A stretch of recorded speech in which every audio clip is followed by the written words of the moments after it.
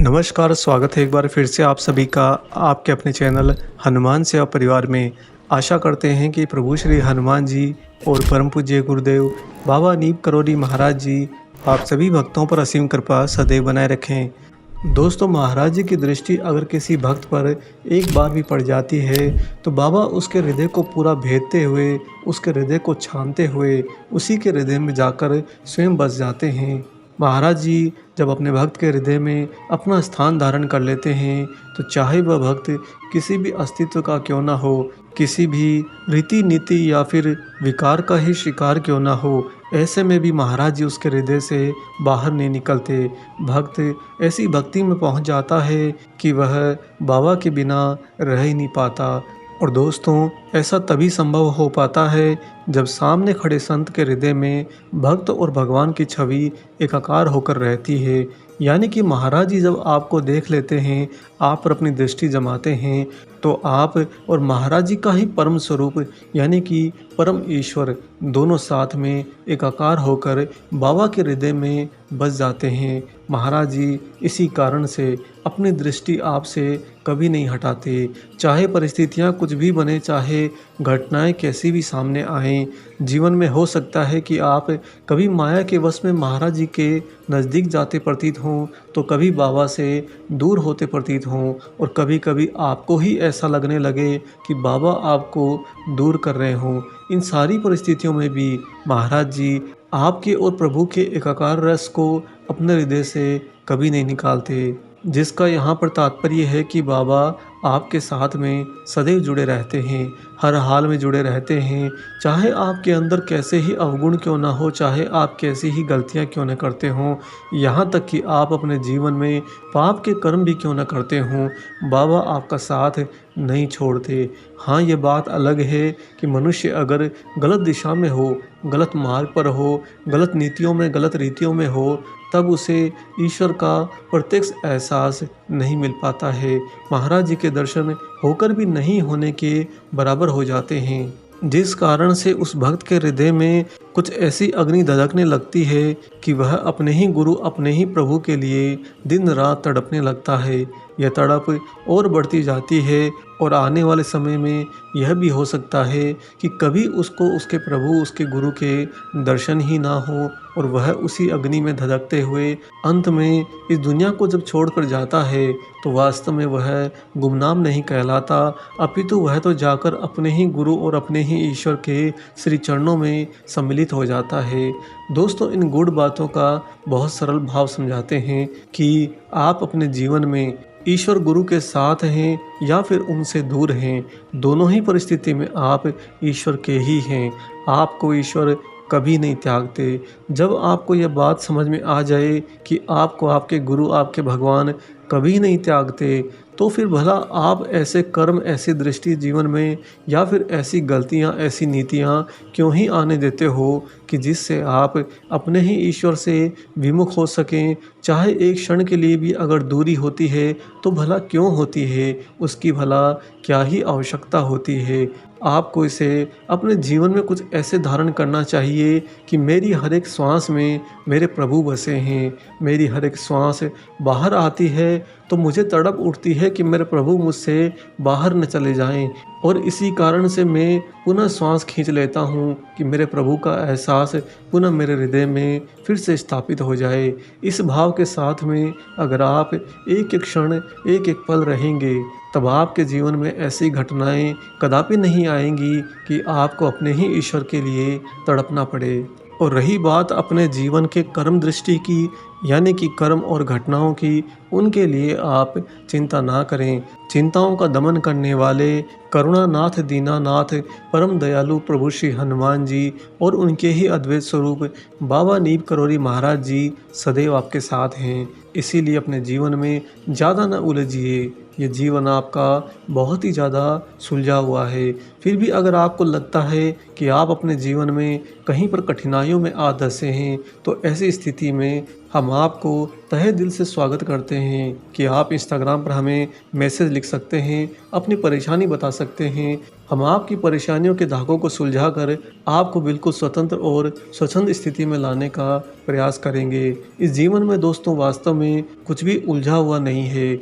जो कुछ उलझता है वह हमारा ही एक आयाम होता है जिसे हम ही रचते हैं और हम ही उसका अंत में नाश करते हैं।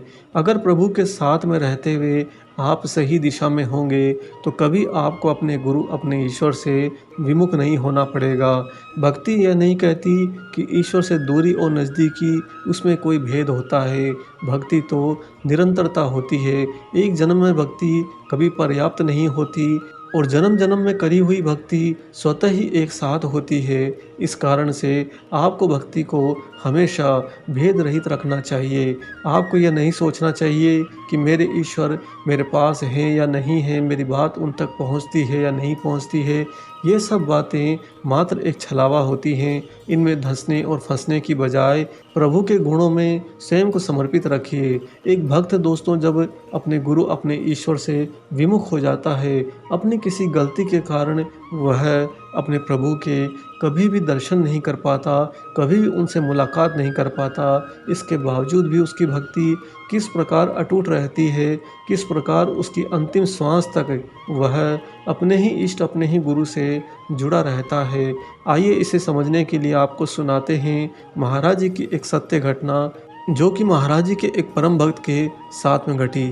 अगर आपने वीडियो को अभी तक देख लिया है और आगे भी आप साथ रहने के इच्छुक हैं तो वीडियो को लाइक और शेयर करना ना भूलें। दोस्तों, लखनऊ का एक आईसीएस ऑफिसर भयंकर रूप से शराब पीता था। उसे मदिरा की ऐसी लत लगी थी कि वह भोजन का त्याग कर देता, अपने रिश्तों का त्याग कर देता, अपने परिवार की मिठास का त्याग कर देता, परंतु मदिरा के बिना नहीं रह पाता।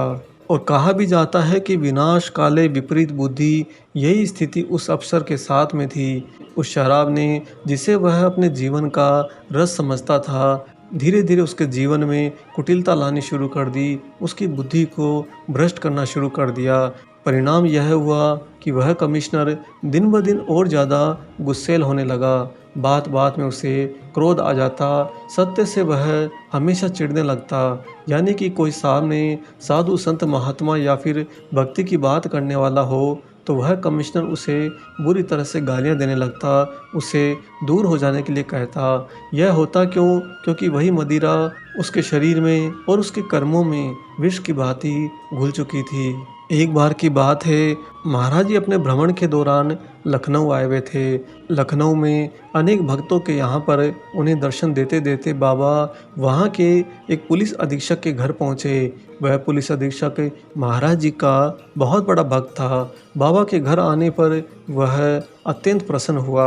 उसने सपरिवार महाराज जी की बहुत आव भगत करी, बाबा की आरती करी, पूजा आराधना करी और प्रभु के आशीर्वाद से अपने पूरे परिवार को कृतज्ञ करवाया। जब पूरा दिन बीत जाने के बाद में संध्या का समय आया तो अनायास ही बाबा उस पुलिस अधीक्षक से बोले कि चलो तुम्हारे कमिश्नर के यहाँ चलते हैं। यह वही कमिश्नर है दोस्तों जो शराब का बुरी तरह से आदी हो रखा था। बाबा के कहने पर पुलिस अधीक्षक खड़ा हुआ, अपनी जीप निकाली और महाराज जी के साथ में उस कमिश्नर के यहाँ पर चल दिए। जब महाराज जी और वह पुलिस अधीक्षक उस कमिश्नर के यहाँ पर पहुँचे तो उस समय कमिश्नर ने शराब की एक बोतल छिपाकर अपने पास रखी थी। बाबा उसकी जीप में से उतरे नहीं, अभी तो बाहर से ही ऊंची आवाज़ में चिल्लाकर बोले कि क्या बात है, क्या छिपा रहा है। उस समय पता नहीं उस कमिश्नर को क्या हो रहा था कि वह कमिश्नर जो शराब पीकर दूसरों पर हावी हुआ करता था, उस दिन महाराज के आगमन पर वह अपनी ही शराब की बोतल को छिपा रहा था। उसे क्रोध भी आ रहा था, साथ ही वह एक अज्ञात भय से कांप भी रहा था। आप इसे थोड़ा सरल होकर समझ सकते हैं कि एक शराबी, एक मांसाहारी हनुमान जी के सामने नहीं जा सकता। हनुमान जी की जागृत ऊर्जा जहाँ पर हो दोस्तों, वहाँ पर एक शराबी, एक मांसाहारी बिल्कुल भी स्वीकार्य योग्य नहीं होता। आने वाले कभी समय में हम आपको अपने जीवन की एक ऐसी घटना भी बताएंगे जहाँ पर हमने प्रत्यक्ष में देखा है कि एक शराबी जब हनुमान जी के जागृत स्वरूप के सामने आया तो हनुमान जी ने किस तरह से उसके साथ में ऐसी लीला करी थी कि वहाँ उपस्थित सारे लोगों के आंखें खुली की खुली रह गई। खैर, लौट कर आते हैं बाबा की इस घटना पर। जो ही महाराज जी ने बाहर जीप में बैठे बैठे चिल्लाकर पूछा कि क्या छिपा रहा है हमसे। तो यह सुनकर वह कमिश्नर क्रोध से कांपने लगा।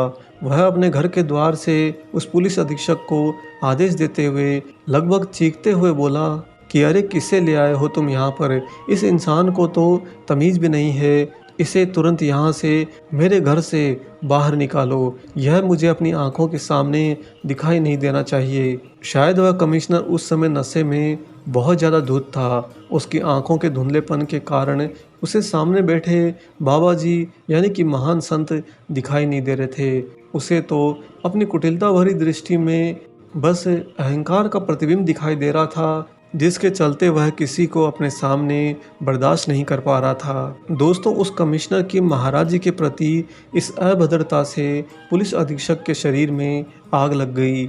वह तनतनाने लगा और क्रोध से उबलने लगा और उसने अपनी नौकरी और पद की परवाह ना करते हुए तुरंत ही अपनी ऑन ड्यूटी की पिस्तौल को निकालकर उस कमिश्नर पर तान दिया। परंतु उसे ऐसा करते देखकर तुरंत ही महाराज जी उसकी जीप में बैठे बैठे ही गरजे कि क्या कर रहा है तू?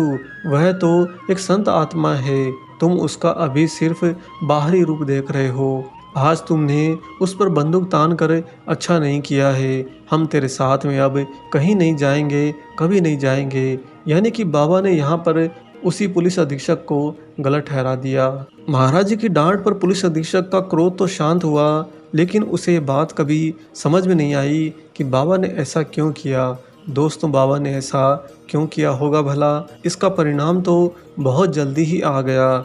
वह कमिश्नर जो दिन रात शराबी बना रहता था, जो अहंकार के सर्वोच्च शिखर पर स्वयं को बिठाए रखता था, कभी किसी को अपने सामने कुछ भी नहीं समझता था, चाहे वह परिवार के सदस्य हो, मित्र हो, साथी, कर्मचारी हो या फिर कोई महान संत ही क्यों ना हो, वही कमिश्नर आने वाले मात्र 2 महीने में बाबा का परम भक्त बन गया। यह कैसे हुआ, क्या हुआ, उसमें क्या परिवर्तन आया, यह तो कोई नहीं जानता। परंतु उसके मन में महाराज जी के प्रति अथाह तड़प पैदा हो गई।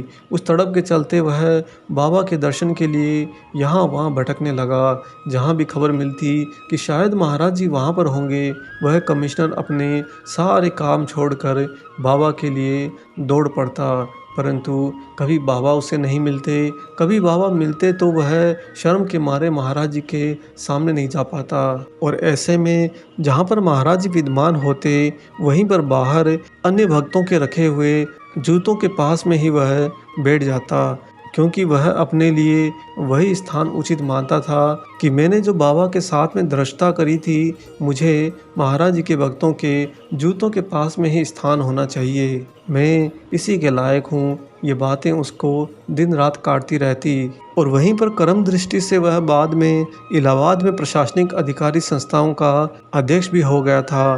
कुछ दिनों बाद में वह रक्तस्राव से पीड़ित हो गया।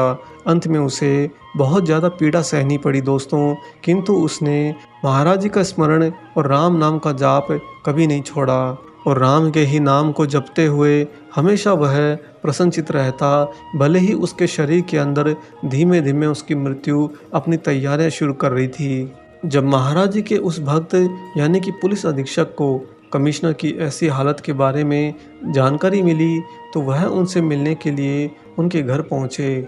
पुलिस अधीक्षक की आंखों में आंसू भर आए जब वह उस कमिश्नर से अंतिम समय में मिले और उससे पूछा कि क्या मैं तुम्हारी पत्नी और पुत्र को यहाँ पर बुला दूँ। कमिश्नर ने हाथ जोड़कर कहा कि नहीं, यह मेरे आसक्ति का समय नहीं है। मुझे तो बाबा और प्रभु श्री राम में ही ध्यानस्थ रहने दो। इस समय केवल राम और महाराज जी का ही मैं स्मरण करना चाहता हूँ। ऐसा कहकर उस कमिश्नर ने कम कपाते हाथों से अपने मित्र उस पुलिस अधीक्षक के हाथों को पकड़ा और उन्हें राम राम जपते हुए कहा कि अलविदा दोस्त, हम फिर मिलेंगे। ऐसा कहते ही कमिश्नर के प्राण उड़ गए। दोस्तों, वह उस घटना के दिन यानी कि जब बाबा पुलिस अधीक्षक के साथ में उसके घर गए थे और शराब के नशे में धुत होकर उसने महाराज जी की अवहेलना करी थी, उस दिन से लेकर जीवन की अंतिम श्वास तक वह कभी भी महाराज जी के दर्शन नहीं कर पाया, बाबा के सामने नहीं जा पाया।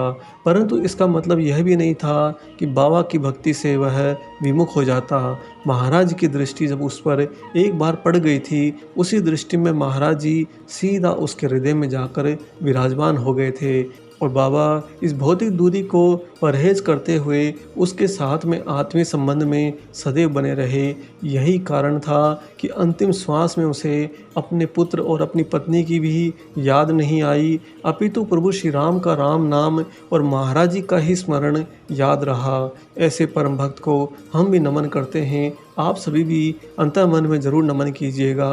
दोस्तों, भक्ति कुछ ऐसे ही करिए कि आप अपने गुरु के हृदय में ईश्वर और स्वयं की जीवात्मा के एकाकार स्वरूप में विद्यमान रह सकें। आशा करते हैं कि आज का ये अलौकिक विचार भरा विशेषांक आपको ज़रूर पसंद आया हो। वीडियो को लाइक और शेयर करना बिल्कुल ना भूलिए। मिलेंगे बहुत जल्दी ही एक और ऐसे ही अलौकिक वीडियो के साथ में। तब तक अपना और अपने माता पिता का संपूर्ण ख्याल रखिए और परम प्रभु श्री राम जी का निरंतर गुणगान करते हुए बाबा हनुमान एवं बाबा नीम करोली महाराज जी की निस्वार्थ होकर सेवा करते रहिए। जय सिया राम।